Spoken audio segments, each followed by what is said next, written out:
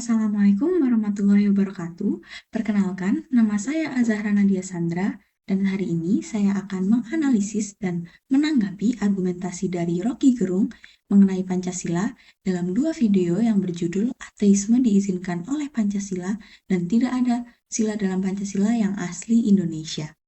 Rocky Gerung dalam pandangannya mengkritik kondisi akademik di Indonesia yang dianggap tidak liberal dalam menguji dalil. Beliau mengkritik cara Pancasila yang sering digunakan secara kaku, misalnya dalam video tersebut untuk menolak ateisme, tanpa memberi ruang diskusi dan kebebasan berpikir, khususnya pada sila kedua dan keempat yang mendasari poin kemanusiaan dan kebebasan dalam berpikir. Bagi Rocky Gerung, Pancasila seharusnya bukan alat untuk membatasi pemikiran, tetapi ruang untuk berpikir kritis, berekspresi tentang nilai-nilai kemanusiaan dan kebebasan. Menurutnya, sila kedua yang berisi kemanusiaan yang adil dan beradab, serta sila keempat yang berisi kerakyatan memiliki semangat humanisme dan demokrasi yang menghargai perbedaan pandangan, termasuk pandangan mengenai ateisme. Oleh karena itu, Rocky Gerung menilai bahwa ateisme bisa dianggap sebagai bentuk ekspresi kemanusiaan dan berpikir yang tidak harus dinilai dari sudut pandang keagamaan.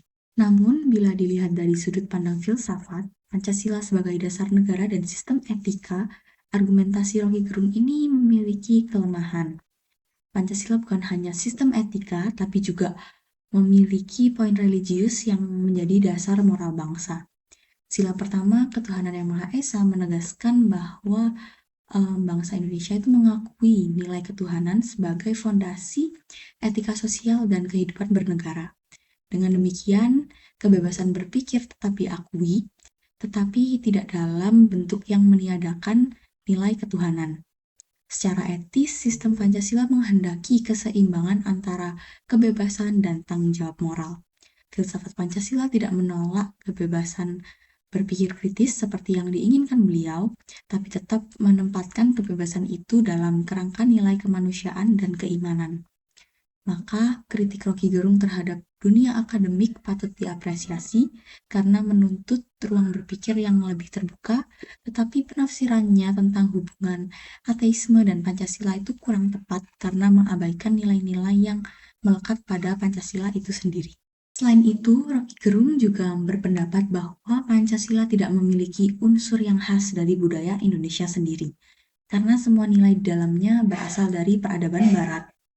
Menurutnya, konsep ketuhanan itu berasal dari tradisi monoteisme, kemanusiaan yang adil dan beradab diambil dari humanisme dan revolusi Barat, persatuan ditiru dari nasionalisme Eropa, demokrasi berkembang dari pemikiran Yunani dan Eropa Barat, sedangkan keadilan sosial diambil dari gagasan Marxisme. Berdasarkan hal ini, Rocky Gerung menolak klaim bahwa Pancasila adalah ideologi asli dan murni yang berasal dari budaya Indonesia. Namun, jika dilihat dari perspektif filsafat Pancasila sebagai dasar negara dan sistem etika, pandangan Rocky Gerung ini masih perlu dikaji lagi secara objektif.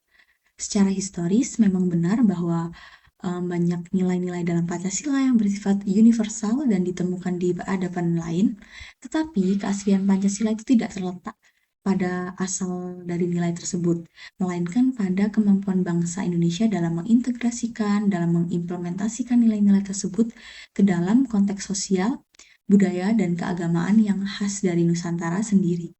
Proses pembentukan Pancasila oleh para pendiri bangsa bukan hanya sekedar meniru dari luar, tetapi juga memilih dan menyatukan nilai-nilai tersebut agar sesuai dengan kepribadian bangsa yang beragam, berlandaskan semangat gotong royong, kekeluargaan, serta keimanan yang berdasarkan kepada Tuhan Yang Maha Esa.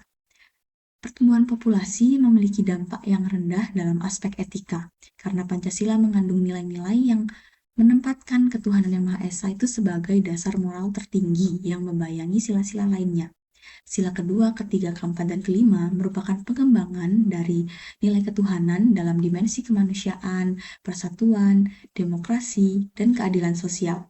Dalam konteks ini, kebebasan berpikir seperti yang ditekankan oleh Bapak Rocky Gerung memang penting, tetapi kebebasan tersebut tidak boleh mengabaikan kewajiban moral dan spiritual terhadap sesama maupun terhadap Tuhan.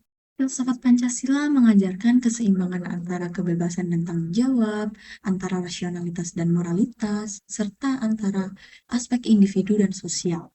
Dengan demikian, pandangan Rocky Gerung yang mengedepankan humanisme belum sepenuhnya sejalan dengan karakter Pancasila sebagai sistem etika yang konsisten dan selaras antara nilai duniawi dan nilai ilahi.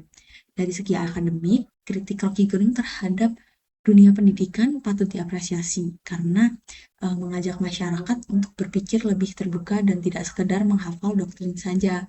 Ia menekankan pentingnya sikap kritis agar Pancasila tidak hanya sekedar menjadi slogan politik ataupun simbol moral tanpa penghayatan.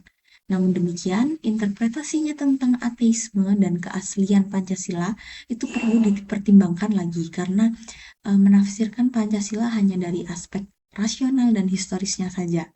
Padahal Pancasila itu tidak menolak pengaruh dari luar, tetapi menjadikannya bagian dari identitas bangsa Indonesia yang beriman, beradab, dan berkeadilan.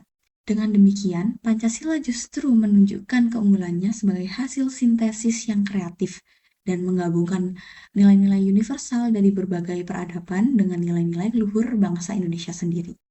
Pancasila bukanlah ideologi yang tertutup, yang anti-kritik, melainkan dasar filosofis yang dinamis dan terbuka terhadap pengembangan ilmu pengetahuan selama tetap berlandaskan pada nilai-nilai ketuhanan dan kemanusiaan. Oleh karena itu, pandangan Rocky Gerung dapat dilihat sebagai kritik yang membangun terhadap cara bangsa ini memahami Pancasila, tetapi perlu dilengkapi dengan kesadaran bahwa kebebasan berpikir dalam Pancasila itu selalu diarahkan pada tercapainya kehidupan yang bermoral, adil, dan berkeadaban yang sesuai dengan cita-cita dari bangsa Indonesia sendiri.